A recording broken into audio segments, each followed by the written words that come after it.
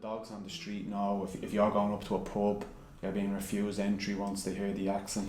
You're ringing up for insurance quotes, you're ringing up to book for christenings, the accent, and people try to change their accent, you know. But like you're changing a sense of your identity. Same even if you're booking for insurance online, you put your address, you're being disproportionately charged a higher premium on average. Up until 2016 as well, some universities, if you were applying to university, you had to be guard fitted if you were basically classed as a disadvantaged student. So they're all the things that can be like social class discrimination.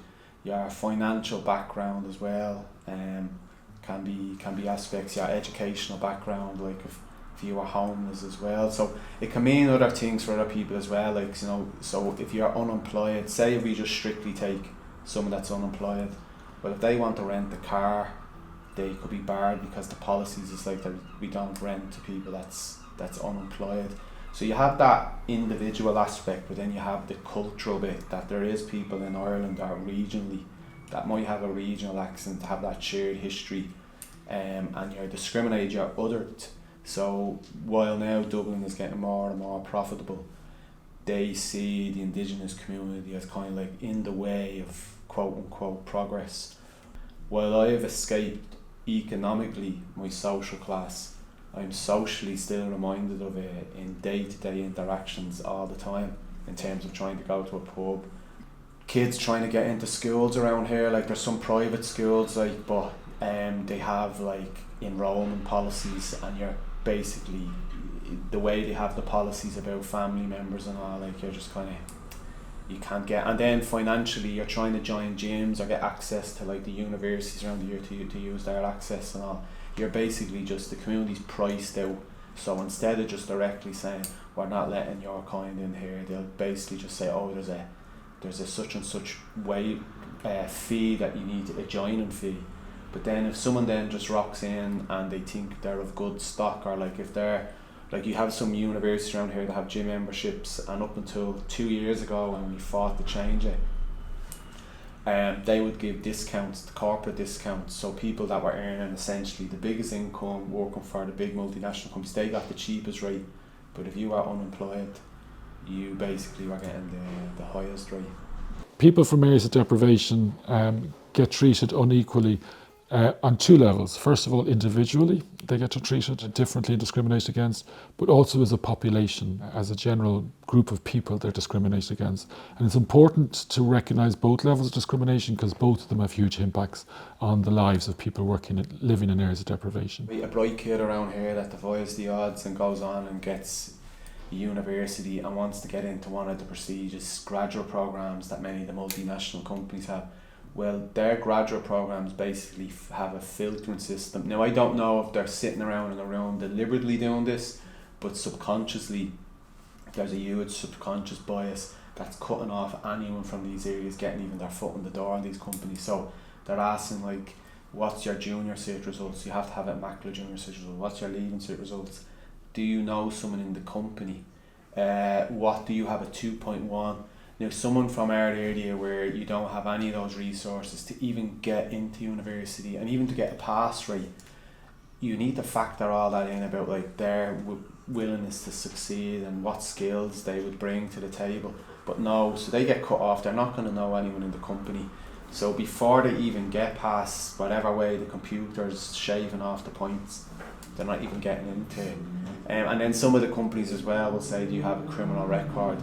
And there's some people around here, like they could be 18, 19, and you know, they got caught with a bit of weed, they're caught with this. They don't have the financial resources to get good legal representation, so disproportionately they end up more with a criminal record than someone else. Yeah.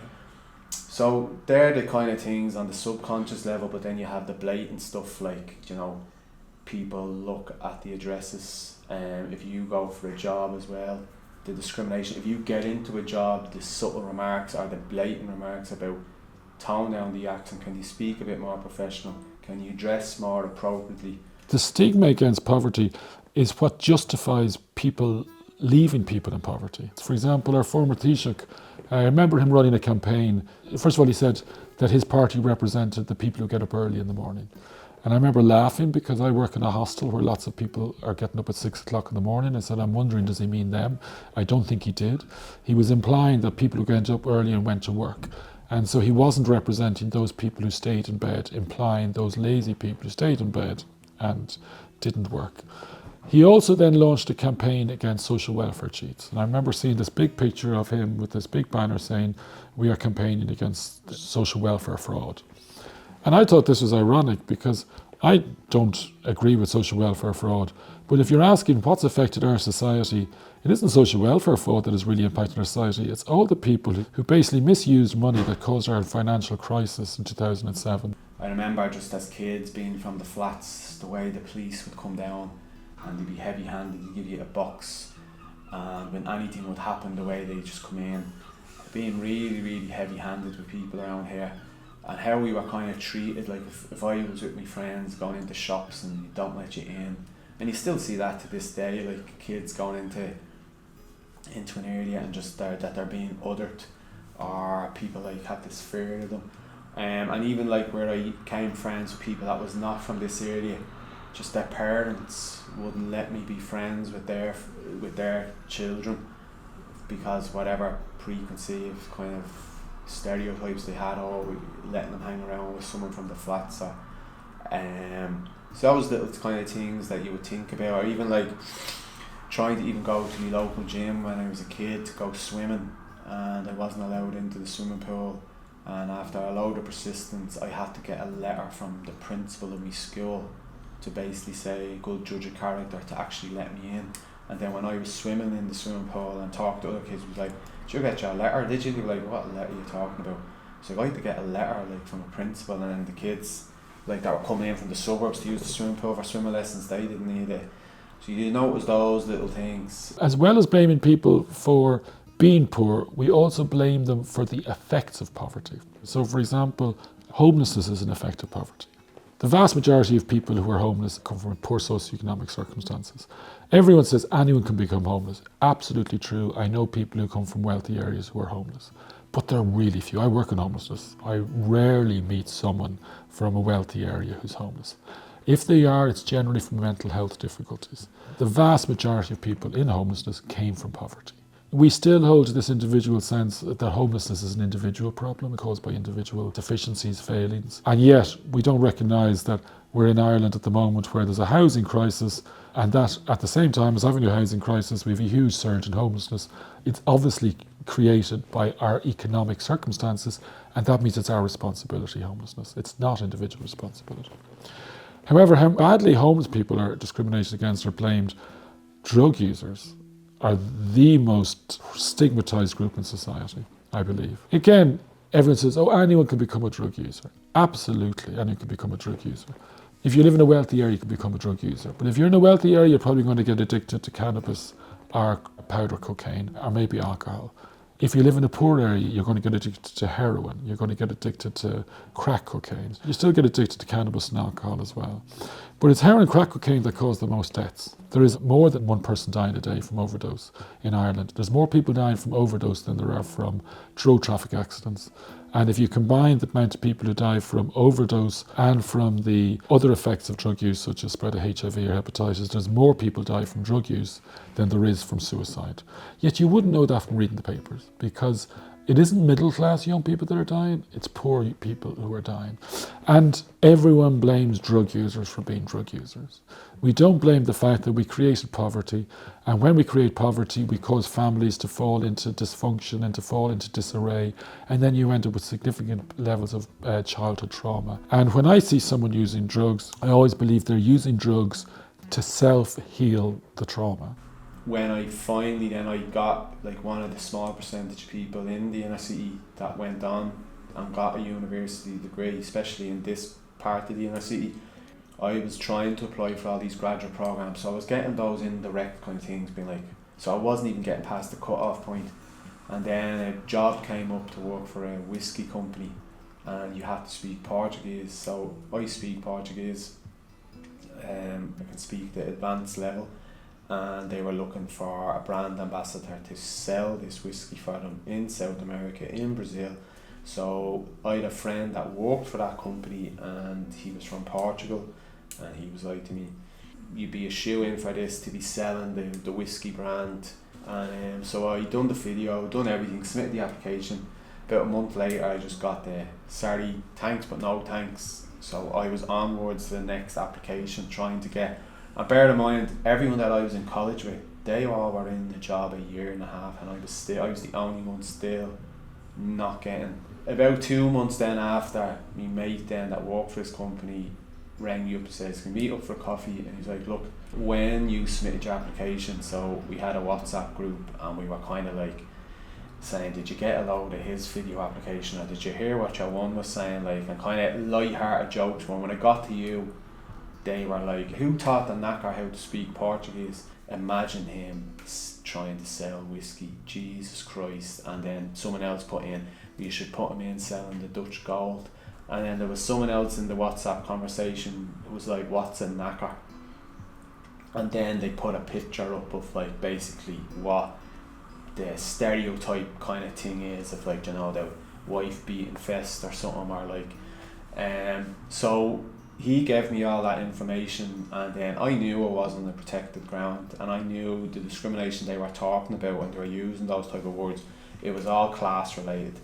And I was like, because it was so blatant, I could bring the case and lose, but I would lose and it'd be a strategic fail. So I went to the human rights organisations, I went to FLAC, and I basically was just told, it's not a protected ground, I'm really sorry, this is a horrible thing to happen. You could go to the media, but then I was told, and fair play to them as well for being honest with me, they were like, Ireland and Dublin is a small place, you put yourself out about this, and you put your identity, when you try to get a job in the future, you might be known as the person crying wolf, crying discrimination, and you know, there is kind of class discrimination on, you know, they might be like, he's just pissed off that he didn't get the job, or he didn't get this. And so I was like, do I want that to be following me around? And I wanted to get into a job, and I didn't want them people knowing me as that person. So what I did, I waited and bided my time, and that when the government did have a consultation with the NRC on our complete exclusion from the Docklands workforce and the level of deprivation, I did speak to the Taoiseach at the time, and the Kenny, about it, and he condemned it. He said that no one should have to deal with that type of discrimination. Had a chat with him, he said that they had a commitment to it. So here we are at the moment, it is in the programme for government, there's a commitment to basically examining the possibility of a social economic ground. To give you the simple facts, if you come from an area of deprivation, you will die 5 to 6 years younger on average than someone from a well-off area. Of that shorter life, you will spend almost twice as long with chronic disease. So you'll have a shorter, unhealthier life. Okay. Now, we go back to the stigma. A lot of people understand that people from areas of deprivation have poor health, but they presume that it's because they smoke too much, they drink too much, they have too much sex, so they end up with infectious diseases. They actually have done studies on this, and they have found that increased smoking and increased alcohol, behavioural issues, all these factors account for around 1/5 of the excess mortality.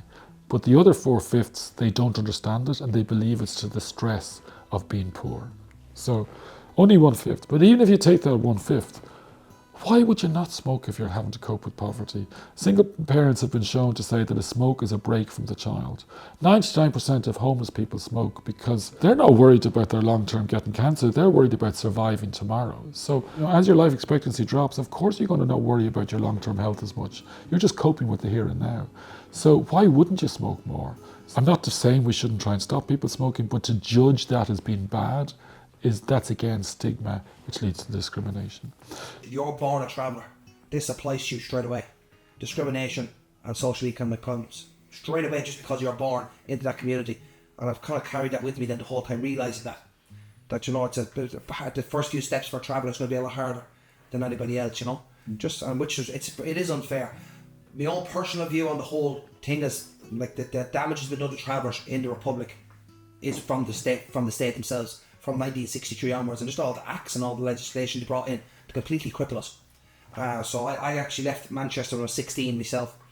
Lived in Manchester, got schooled over there, and So I was a little bit lucky in that sense, because all my friends now that lives in Finglas, Ballymun, Cabra, none of them could read and write, to do all physical work, because they just weren't educated. But anyway, so I was just lucky in that sense that I was born in Manchester, lived there, got educated and came back.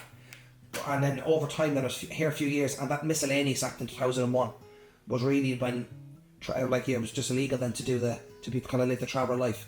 And that's when the alcohol and drugs and me took hold.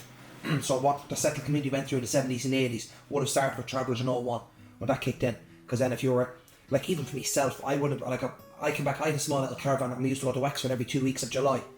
And we'd have little radios, and I had to stop doing that, getting into the car. It was illegal to do it then. But I'm talking about people that was probably their way of life, going for 3 months to Cork, coming up, it was just that whole way of life was gone for them. Travellers are it's very hard for you to get work and jobs, and they're discriminated on the fact that they are travellers. 87% less likely to get a job, even though they could have gone through the same college, did the same still qualified for the same kind of work, and less likely to get the job. So in an ideal world for me would be to try and make it mandatory for organisations to hire from all ethnicities, not just because one person, I don't mean if the traveller comes in they're less qualified than the other person. I mean if they're both qualified for the job, it makes no sense not to hire the traveller just because they're a traveller. And they expect travellers then to be these pillars of the community when they're not allowed to be part of the community. And they want them to go out into the world, become doctors and solicitors. And I know travellers that are doctors, solicitors, even a judge, and they can't say who they are.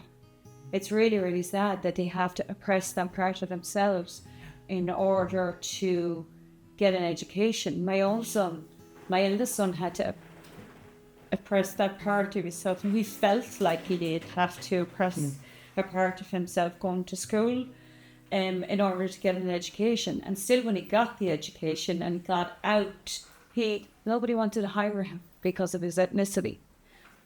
So we know that socioeconomic discrimination happens, but what does it do? What does it mean for people who experience it? And I've done a bit of research with ATD, and this came out very strongly through the testimony of the participants, that being discriminated against on the basis of your socioeconomic status has real tangible effects. It's not just hurt feelings. It's lack of access to services. It's less access to the labour market. It's different treatment in restaurants and shops. It's different treatment in multiple processes and services. And so yes, it is about that sort of internal response to that treatment, but it also has real tangible economic effects for people. As a society, we've never acknowledged class as an issue. This will be one way of trying to capture class, including socioeconomic status. And yet class has often been at the heart of an awful lot of the very serious issues that this society has failed on. It's a small step. It's one that really needs to be taken. People have been seeking it for a very long time, and they really have to stop delaying on it and act on it now. So in 1998, you had the equality legislation was put in, the Employment Equality Act, and it protected on 9 grounds. And then in 2000, you had then the equal status, so that was essentially protecting against discrimination on the 9 grounds and accessing goods and services. So that's like going to a pub or going into a restaurant or going into Penny's or whatever, and if you are discriminated. But one ground that was left out, even though there was recommendations that it should be put in, was the social economic ground. So in a nutshell, that's basically discrimination on someone's class, their accent, the social background that they have, the area that they might come from. So that was left out, but then there was a commitment to do a review, and in 2004 they did do a review, and the review and the reports recommended that the social economic ground should go in to the equality legislation. It never materialised. The can got kicked down the road. There was calls every few years. There were some bills put in, but they were defeated. So in 2016 there was kind of a resurgence to try and get this up and moving again by a good kind of a group of what's kind of called the Alliance. like ATD, a few other organisations as well, and IREC as well then got on board. So there has been a resurgence, and in the community as well there was an ATD campaign, and simplistic in its approach and that the jigsaw piece. So if you ask people around the inner city, they would be familiar now. People would often say like, we're left out of all this, but wouldn't know the ins and outs. But the language around the inner city now is, we're not included. We can't take a discrimination case to the WRC. We can't get, the policies around equality, the multinational companies' commitment to equality, they don't include social class. So we're left out, even though we're one of the most marginalised communities in the state. Yeah, at the 10 Alliance is a very important kind of alliance, or network of organisations that all of which have seen the importance of socio-economic status being a ground in equality legislation. So by coming together, we work into the strength of all the organisations, all their backgrounds and so on, all the experience and knowledge on the ground and the policy level that the organisations have. We've been able to bring that together through the Alliance and work together for change, hopefully with an outcome of making sure that socio-economic status is a tenant ground in our equality legislation. Yeah, so currently we have 9 grounds in our equality legislation, or 9 and a bit, because housing assistance payments and social housing payments are included in it. And it's very important in 2 ways. One, in that it acts in a way that people who are discriminated against based on those grounds currently can take a case or can try and get redress in terms of that discrimination. It has to be proved, of course, but it's a way of them being able to bring redress in relation to their situation. And a second most important piece, and it would be really important in terms of socioeconomic status as well, is it aims to kind of address the culture which enables that type of discrimination to take place. So there's positive duties included in it, and the kind of public sector organisations have to been shown themselves to proactively prevent discrimination based on those grounds, so and promote human rights and equality. I think there's a broader sociological question around, well, what enabling institutions do we need to develop alongside this legislation so that we're actually lifting people out of poverty? We're an Indigenous community that lives in the inner city, and we're quite distinct from everyone else in that, like, if you look statistically, there's like people that come to Dublin and they stay in and around statistically for 2 to 3 years. They're not married, they're educated, they could be from all over the world, and they work in the multinational companies. So you might have people coming here to study English, but their average stay around is 2-3 years. And even the Irish society that do come and they might work and they commute from different parts of the country, their average stay is 2-3 years. But we're the Indigenous community. Like if you go to other countries, you'll have an Indigenous community in that we're here 4 or 5 generations. And there is a small link then where you have some people from the traveller community that were put into the flats in and around the inner city as well. So that's that intersectional piece as well, where some travellers experience class discrimination, but they experience racism as well. All around in areas there's a huge growing resentment, and it's not just towards people that are against social inclusion or against social, it's people that you would think would be fighting the corner about social justice. They seem to kind of have, it's almost like it's a deserving type of social inequality, or it's not a priority for many, just in our experience and with many NGOs and stuff, that you would never see them down pushing this campaign, or like if you've seen the support that people got behind the Repeal the 8 movement, we need to ask ourselves, I'm not even doing this in a way of criticising, like it's just things relate to certain people, just like, why is there not that movement behind class discrimination? Why is there not that movement behind traveller discrimination? So is there a hierarchy of equality in Ireland? I would argue from my experience that there is. So these social class and social justice issues, and people from the inner city were at the forefront of the social justice movement. But because of the equality grounds, while it was a positive, there was some negatives as well as this and that. All those grounds got rights-based approaches, but what happened then, they kind of siloed. So you would have like the disability rights-based groups, you'd have LGBT or gender or racism, because they had a rights-based approach to attack those issues, and it wasn't happening out of any bad intentions, but they were focusing on improving those rights for all those groups. that they were focused on making small wins again, or big wins sometimes as well, and using those rights based that you can't discriminate, and it was setting that culture of compliance. But then areas like Sheriff Street and Pearse Street, the discrimination we were facing was kind of just getting lost within that, and even amongst all those kind of groups that was protected, they knew this was happening. And if you have a conversation with them, they'd be like, class needs to be put in, they'd be like, we agree with you. But that wasn't their priority. Like, if you have your job to do and advance just the issues of disability or advance the issues of racism, but as the years went on, that kept festering and festering. So then you would see, like in our area, you go to college and they'd have a commitment policy on the 9 grounds. You go to your employer, they'd have a commitment on the 9 grounds, and all the talk was all around that. But in these areas, people started getting really resentful of that. It was like, we've been forgotten about.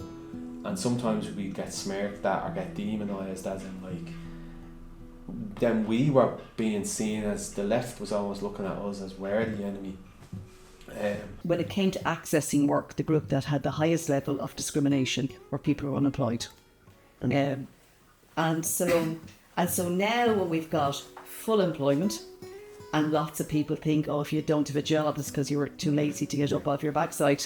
Yeah. When lots of people are looking for work, lots of people are not having any joy, lots of people are not hearing back from potential employers. And then that whole thing of, well, if you didn't find a job, okay, maybe we don't want to know you because you didn't find a job. So then not being able to do anything about it, and not being able to query it or challenge it is very disheartening for people as well. And then as Ireland kind of moves forward on equality strategies, if you're not included and named in those, you tend then to kind of fall off the table. Now, but included in those doesn't necessarily lead to better outcomes, as John and Elizabeth have highlighted. But if you're not at least named, then there's very little you can do about it. Yeah. And then as we go, if we're only going to look at these issues from an equality perspective, if you're not covered by one of the grounds, then your exclusion, your discrimination isn't even captured, it isn't discussed. So it's really important that the state's own laws and policies are telling us things aren't working. Yeah. So for that reason, I just think it's a big gap that we need to address. There's not a seat on the table to discuss facts. I can It would be a huge symbolic victory, I think, too. Yeah. And it would be an acknowledgement of class, which, as Rita said, is an often hidden thing. It has always been sort of hidden. Yeah. It's always been present, but it's always been hidden. We don't talk about class in the Irish context in the way they do, for example, in the UK. So this would be a sort of a fulsome acknowledgement of the fact that class and socioeconomic status does potentially impact on what you can do and where you can get to in life, and that, you know, the government commits to protect it on that basis. on the show. Yeah. The symbolism is hugely important. Yeah. I often hear arguments about making changes in law, particularly often about the Constitution, the right to housing, the Constitution, sure, what difference does that make anyway, and so forth, make us feel that. I do believe in symbolism of law. I think it is powerful, and it gives you a basis for then further actions when that's embedded. And law often changes mindsets. Yeah. You know, things are often banned, but then they become socially unacceptable. So I think as a first step, get this into law, and over time I would be confident it will be unacceptable to discriminate on the grounds of socioeconomic relations. It is like that we don't speak about class in Ireland. It was, for example, striking to me when I came to Ireland in 2006 how divided Dublin is actually socially. You know, that you have parts that, you know, like now I live in Balfermo, that is like working class area. And if you think about like young people, 17, 18, like teenagers, 19, sorry, and there's like 15%, I think, in that level compared to 99 in Dublin 6. So it's like, you know, we need to speak about this.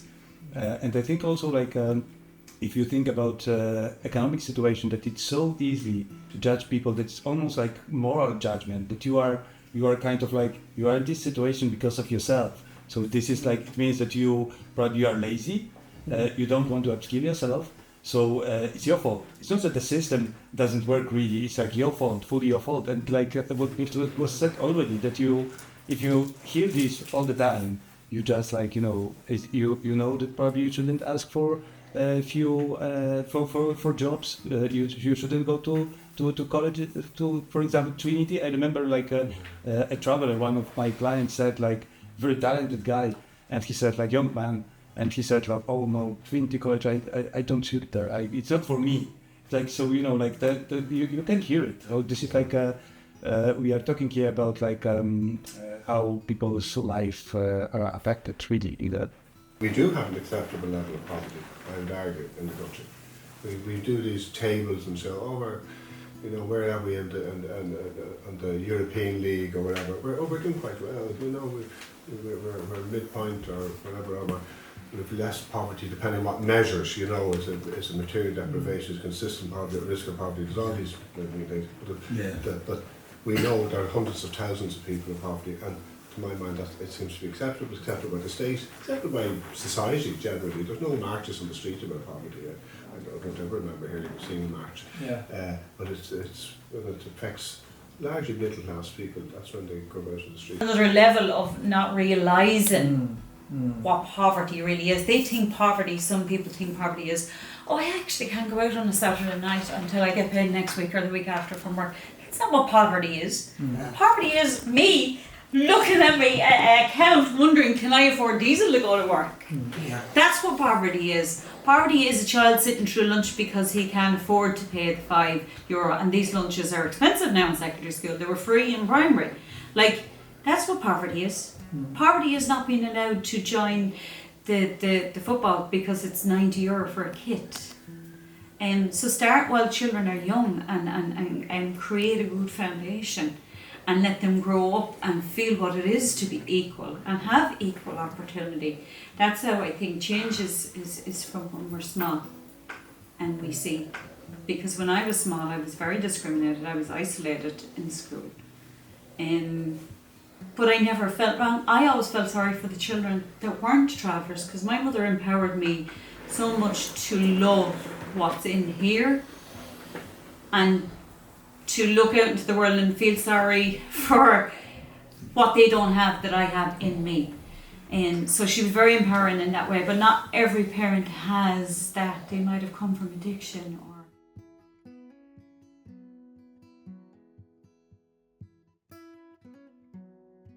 it's the ramifications that we're seeing now in work class areas, the resentment, the anger, the hate that's been festering about genuine concerns. Some of it's being took advantage of, about how they're completely excluded from the equality arena, where now it's got to the extent, if you talk to someone from my flats or from Pershey or Shower Street and you say equality, they don't even identify with it anymore. They see it as this thing of like university students who wave around LGBT flags, and that's their whole image of what equality is.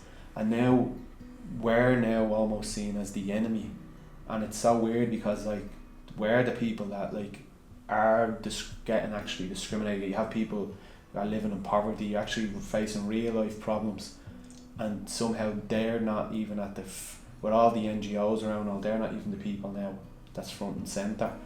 So that's my concern, is that will only get worse. You have bad actors now who are aware of that and they're stirring the pot. But like I said, the social economic ground won't solve all that, but at least it will put some type of structures in to actually fight against that. Because the danger in not doing so is we allow these vacuums to be created into which alienated populations drift. Okay, and like I said, I don't want to go off on too much of a tangent, but we've seen that recently. We've seen alienated communities being co-opted by people with certain ideological perspectives who point at other unfortunate individuals and say, it's their fault. Okay? So the danger in not sort of recognising in the first instance socioeconomic status and then developing enabling institutions to lift people out of poverty is that we continue to allow alienated communities to drift into areas which are divisive ultimately for the state and for everybody. My understanding of equality legislation is that it applies to individual discrimination, not structural discrimination. So I think the important thing is, first of all, is it doesn't address structural discrimination. And that's okay, because, individual discrimination is really important to address. But we need to recognise that if we put it into the legislation, it doesn't address that other structural discrimination. However, I think it's really important to include it in equality legislation because it's so pervasive. There are so many people living in areas of deprivation who face discrimination on a daily basis. And I think that one of the first things it will do, it will enable people from areas of deprivation to recognise that they've been addressed by discrimination. Often people don't actually recognise this is happening. Sometimes you just don't see it. So, for example, they're not aware that there's discrimination against them. And for others, they actually have internalised the idea that they didn't deserve equal treatment because somehow they are lesser. Very common for people to use drugs, that they don't believe that they need the same level of service because they've internalised the oppression. And other grounds such as disability or even age, ethnic background, race, membership of the traveller community, gender, and other grounds, they very much intersect with socioeconomic background. And people who are often discriminated against because of other grounds, it's very much linked to their socioeconomic status, their address, their accent, their income levels, and so on, because they're living in poverty. It very much intersects with the issue of socioeconomic status and the other grounds that people experience it on. And currently in our equality legislation, it only enables people to take a case based on one of those grounds. It doesn't recognise, really, in terms of the cases, that intersectionality, or people being able to show that they're discriminated against because they're a disabled woman or because they're a traveller who lives in poverty and so on. That's not possible. So it would be really important if the legislation is changed, apart from, first of all, including the ground, that it recognises that intersectionality as well, which is obviously represents the reality of people's experiences in society. Where women are and men are equal, but travellers are equal, and every other ethnicity is all equal. We're all here in this country together. It's completely unjust that is not included. It's completely unacceptable, and it's been over 25 years now, a quarter of a century, that the legislation has been in place, and its socioeconomic status is still not included as a ground for whatever reasons, and it's time for that to change. I think if people understood exactly how it's experienced by people and what the impact it has, people would understand why that needs to happen. So at a political level, really, it needs to change now. It's going on far too long. People are being excluded far too long and often blamed for these situations themselves, but it's the system. So it's just time. It's just unjust, and it needs to change right now.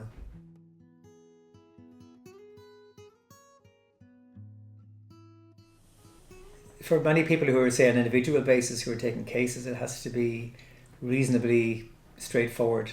The process can't be off-putting, and I think people currently going through the process who are covered already find it difficult to actually take a case, and there are certain kind of reasons for that built into the process. So that needs to change. Another area is that currently in a state, the state is exempt in many ways, even as a public sector duty, that in terms of other forms of legislation that might be felt to be discriminating against, that kind of impacts on how services are delivered, that there's an exemption from the state currently under the legislation, which means that people can be discriminated against by the state in its services and how they're designed because of that, and they can't take a case under that. So that needs to be removed. That exemption for the state needs to be removed as well, because while people experience discrimination on socioeconomic grounds and other grounds, in private areas, access to shops and pubs and other areas in their lives and just on the street, in many cases, that it's also in relation to those public services they're accessing and how the law treats them, for example, in social welfare system and so on. So how the guards operate, how the prison system operates. So it shouldn't be exempt, basically, and the law needs to change to reflect that.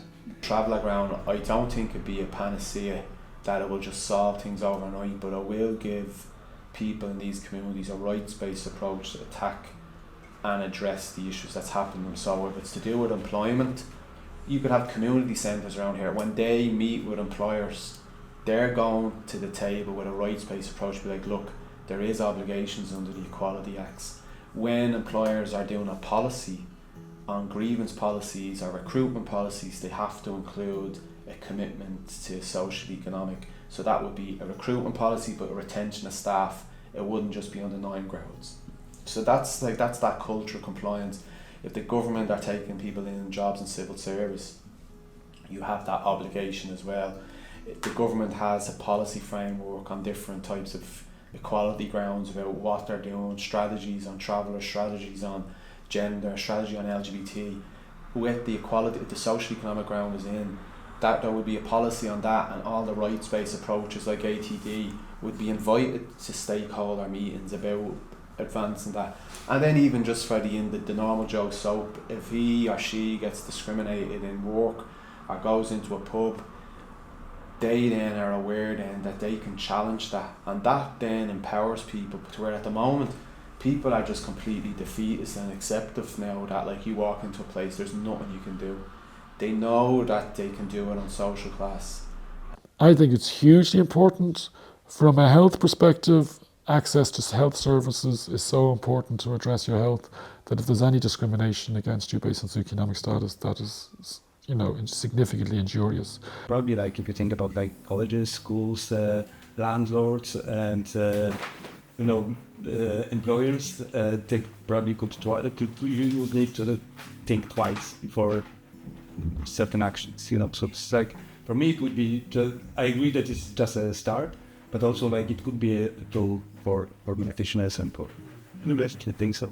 If you're from a well-off area, you can pay to go to a school, to get private tuition, you can get grinds, so you can get much better access to education. You get to a school where everyone else wants to go to college, so you're more likely to go to college because everyone else wants to, because you've been grouped together with other rich kids who want to go to college.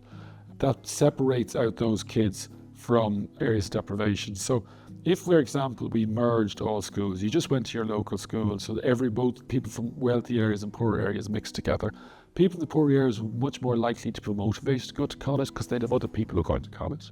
So that's segregation caused by, even where there is a service that's open to everyone. So, for example, there are certain schools in North Dublin where they're open to everyone, poor or rich, okay? But because they're regarded as good schools, rich people have copped onto this, they've communicated with each other, they've used their cars and their influence to get their kids on the road. So even where there's equal access, there's unequal access. One of the things that I think needs to be addressed as a country, we put a huge store in third level, and no disrespect to Joe. I don't speak for all. I just put it on the record. I left school when I was 14, so I did this. So. Yeah. Very good. But we put a huge store in everybody going to third level. And that kind of equality is seen as everybody going to third level. Yeah. But I'd like to turn that on its head. Yeah. And have a lot of work that people do, maybe do through apprenticeship, or initiate themselves, or, that's also valued. Because everybody going to third level isn't equality. It's everybody trying to aspire to a particular worldview that is not inclusive. Yeah. And then there's lots of work that will be great to see done and done well, then doesn't get valued at all. There's a thing called, saying recognising people's skills, Brill. There's a thing called RPL, recognition of prior learning. I know you're familiar with it, but I remember Nigel Foster's pushing for that. That is a very significant equality tool if it's used properly. I've heard all the arguments about how it's difficult to measure and administratively difficult, but there is a thing called RPL, recognition of prior learning. You actually give credit to people for the skills they've acquired during their lifetime. There are ways of equalising these things. I do accept and agree with the fact that its third level is the metric for success now. It's how many students from X school went down to third level. That's how they measure success. That's true. I'm not sure how deeply ingrained it is. I think it's a relatively recent phenomenon. I think even during the Celtic Tiger, if you were a tradesman, it was a good thing to be. I was one myself. I was a bachelor. And there was a time where the tradesman was as respected in the town or in the village or in the city or in his or her community. So I think that's a sort of a recent phenomena, and because it shifted and changed, I'd be confident that it kind of will shift and change again, and that we may see a way to valuing, multiple intelligences, multiple sort of employment types and so on. And we do need to do that. We do need to kind of gradually shift away from third level or not. I think it's very reductionist. I suppose I'd only really be repeating what's already been said in a different way. I do think it's about thinking about what we value again, because at the moment we live in a sort of a market-based economy where all we value is work in formal paid employment that produces something, that grows the economy, whatever you'd like to say. And there's, we don't value care. We don't value mothers or fathers who care in the home. Even though that's such an important job, it's as important as any other job you care to name. Yeah. But it falls outside of the traditional sort of economic model that persists at the moment, so it's not valued for that reason. So I kind of think, and you mentioned climate earlier, I don't think we can divorce this conversation from that either. We are in a transitionary phase at the moment, and we need it to be a just transition. And so social justice and climate justice are inextricably linked, and you can't have one without the other. And in order to have both, we do fundamentally need to have a conversation about, well, what do we value here? Because we can't keep going to where we're going. It's destructive to the environment, it's destructive to people, to society. So, what do we value here? Can we value and reward care work? Do we value and reward people who look after each other in the natural environment? Do we value and reward people who do craft work, or who are involved in music, or who are involved in art? So things like the UBI for Artists is an example of decommodifying art as a way to live a good and productive life. So I think there's a conversation to be had about, we need to think about what we value and how we revalue things that have been, assigned no value, when in actual fact they are quite valuable and quite important to us as a society as a whole. I was going to say, Joe, just one point.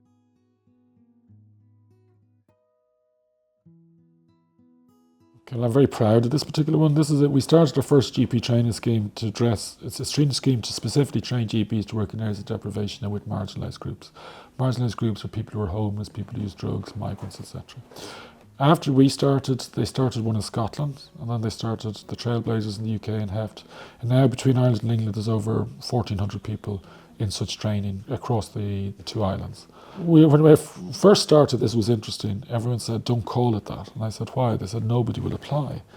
And it's interesting, since we started it, we've had more people, we've the highest rate of application almost in the country. We're in the top two consistently. And I think it's because young people do want to make a difference, and we've become cynical. So the big thing is, has it made a difference? We actually followed our GP trainees, and when we did our first survey, we found that 95% of our graduates wanted to work in areas of deprivation. 90% were. 55% were working with marginalised groups, that's homeless, drug users or migrants, and 11% of the were working specifically, that was their main job, working with homeless migrants. So we found we were getting those GPs to work in those areas. Not only were we getting them to work in those areas, but we were giving them the skills to address health inequalities. We did a lot of work around stigma. So a lot of the work I do around teaching is addressing stigmatizing attitudes. And the way we address stigma is in two ways. We do lectures on stigma, address it. But then we also use what's called the contact approach. The contact hypothesis is that the only way to really address stigma is through meaningful contact. So in their fourth year, our trainees have to spend a day a week for 4 months working in drug services, where they're working as a GP with people who use drugs. And we give them projects such as, we want to spend a day where you just talk and get their story, not their medical story, just their story, so as they can get to know them as a person. They also have to spend a day a week for 4 months working with homeless people, and the same with migrants and prisoners. And we constantly bring people in from patient representative groups or community representative groups to interact with them, so as to break down stigma. And then we also give them the skills to manage chaos, the skills to manage drug addiction, the skills also to manage, for example, particularly if you're working with people who use drugs, you have to manage, and people who've had trauma, you have to manage trauma-produced challenging behaviours. So we give them the skills. So we're both giving them a vision and mission to work in areas of deprivation and the skills. And as I said, this seems to have improved engagement. The one thing we didn't do is it didn't start new practices, and that's why we set up this other organisation called GP Care for All. And that organisation sets up GP practice in areas of deprivation.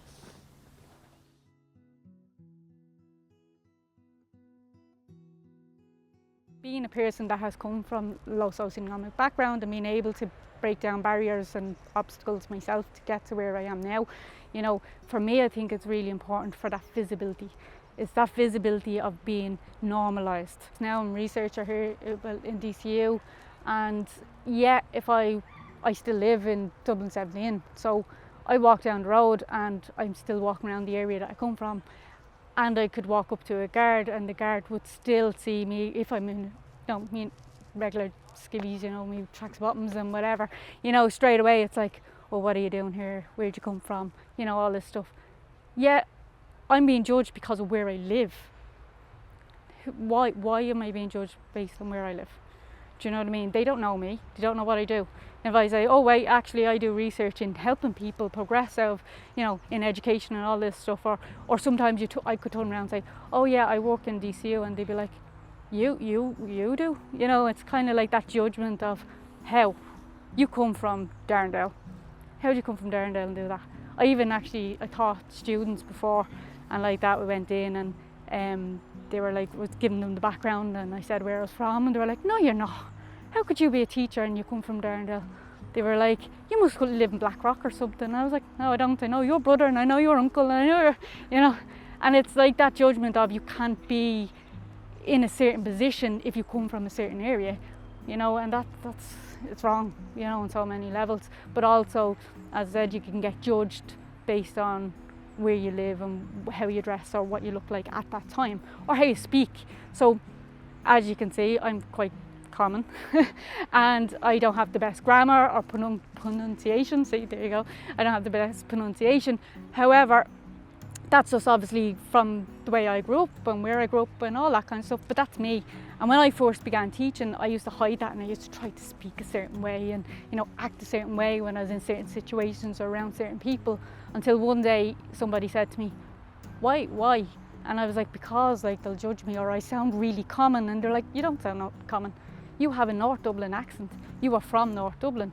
Do not ever cover up who you are, because that's who you are. And then when they said that, I kind of went, I never want to hide who I am again, because I am from North Dublin. I'm not ashamed to be from North Dublin. I'm very proud of where I am after coming from what I've came from.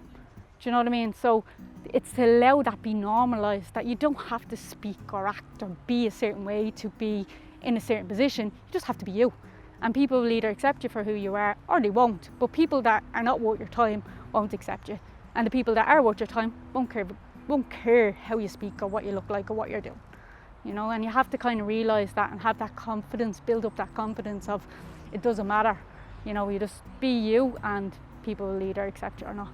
And that's a hard one, and I think especially people from low socioeconomic backgrounds, that's a very hard one to, I suppose, encompass, because it's so ingrained in them that they're put down so often, or they have to hide where they're from, or they can't say, oh, I'm coming from Coolock, or I'm coming from Tala, or they can't say they're coming from those areas, in that fear of rejection. And that rejection is built up, and when you build up that rejection, you start building up those barriers of how you hide yourself, and we become so hidden we're forgotten about who we are. I just think it's very important to realise that we do need to give people that confidence and give people that care, that you should always be yourself, no matter what other people think, because without being yourself you'll never truly be happy, you'll never truly be who you are. And that's why I think getting the 10th ground added would be really important, because again it gives that visualization to people that yes, be who you are, you cannot be discriminated against. That don't be afraid to say I come from this area, don't be afraid to wear whatever clothes you want to wear, you know what I mean? You should be who you want to be. Bacon barriers, in my house, bacon barriers, in my house, See, discrimination's been part of the key, but to have a good life, it's a priority. Keep your hands up, keep your head on the road. No need to be out in the cold.